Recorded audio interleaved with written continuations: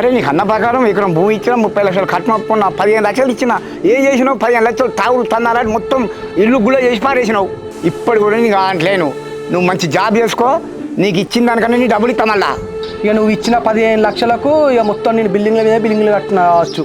ఏమి ఇస్తానో నువ్వు మాట ప్రకారం ఇచ్చిన తర్వాత మాట్లాడు అయినా నువ్వెంత నీ ఆస్తి ఎంత నా బొచ్చుతో సమానం నీ ఆస్తి ఫోన్ ఎందుకు ఉంచుకున్నావే ఫోన్ ఎందుకు ఉంచుకున్నావు హలో హలో అసలు ఏంటండి మీరు ఏదో చెక్క ఫోన్ చేసి మాట్లాడదామంటే అట్లా మాట్లాడుతున్నారు ఏమన్నాడు ఒక జాబ్ గురించి అడిగిండు కదా దానికి ఇంత చేయాలా అట్లా కాదే నాకు అర్థం కాదు మీ అయ్యకు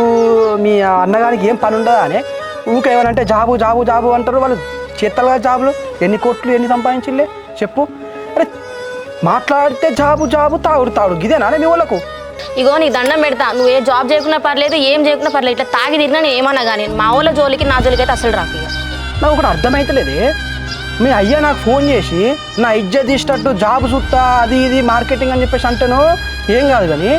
మీ వాళ్ళు ఒక మాట అనేసరికి నీకు అంత రేషం వస్తుంది నాకు అర్థం కాదు అంటే వాళ్ళు నా ఇజ్జత్ తీస్తే ఏం కాదు కానీ నేను వాళ్ళని ఒక మాట అనద్దు తిరిగి ఇగో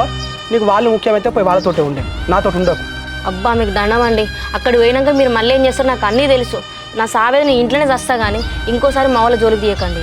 మీ వాళ్ళ జోలు తీయద్దా అంటే ఏంది ఇట్లా వాళ్ళ జోలు తీయాలంటే నేను భయపడను నానే నీ అవ్వ నా బొచ్చుతో సమానమే నీ అయ్యా నీ అన్న మొన్న వాడు నా చెయ్యి పట్టుకున్నప్పుడే సీస్ ఎక్కిత్తునే